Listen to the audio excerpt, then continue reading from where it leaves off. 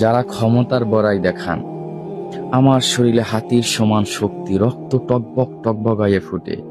মানুষে মানুষ মনে করি না, অপমান অপদস্থ করে বেড়াই, ছোট করে বেড়াই, কষ্ট দিয়ে থাকি।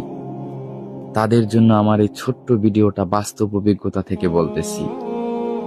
2021 সালের নভেম্বর মাস, তারিখটা 10ই নভেম্বর অথবা 11ই নভেম্বর হবে, সঠিকটা মনে নাই। আমি ফায়ার সার্ভিসের পরীক্ষা দিয়ে ঢাকা থেকে বরিশালের উদ্দেশ্যে সদরঘাট থেকে লঞ্চে উঠলাম।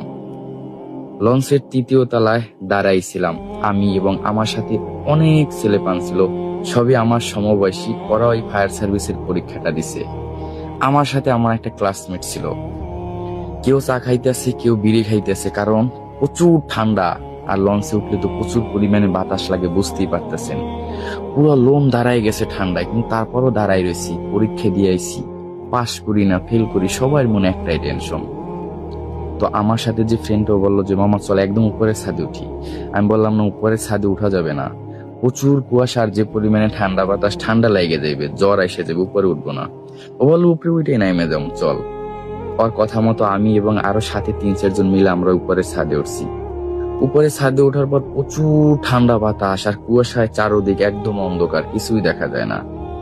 ছাদের সামনের দিকে যখন তাকাইছি তখন দেখা যাচ্ছে যে 3 জন ব্যক্তি শুয়ে আছে আর 1 জন ব্যক্তি বসে আছে।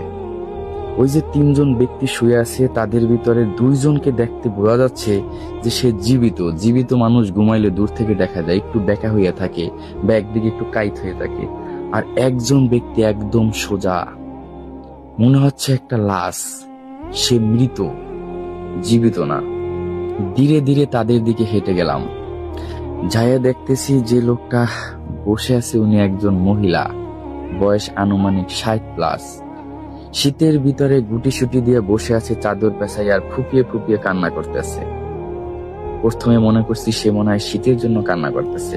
বললাম, আন্টি আপনারা উপরে কেন? এই শীতের ভিতরে এখানে কেন? নিচে তো প্রচুর পরিমাণে জায়গা আছে। আর তার গায়ের যে চাদরটা ছিল ভিজা গেছে কুয়াশার নিশিরে। ছাদটা পানিতে চুপ চুপ চুপ চুপ করতেছে, সে কোনো কথা বলে না। আবারও জিজ্ঞেস করলাম, আপনারা উপরে কেন? নিচে কেন জায়গা নেন না? নিচে তো জায়গা আছে, চলেন নিচে চলেন, নিচে নিয়ে যাই আপনাদের। পরে সে বলল, নিচে তো থাকা যাবে না, এলে আমরা ঢাকা থেকে বাড়িতে যেতে পারবো না। বললাম, কেন? এই যে 2 সাইডে আমার যে 2টা লোক শোয়া দেখতেছেন, একটা হইলো আমার স্বামী আর একটা হইলো আমার ছেলের বউ। আর ওই সামনে যাকে শোয়া দেখতেছেন সেটা আমার একমাত্র ছেলে, নার্স।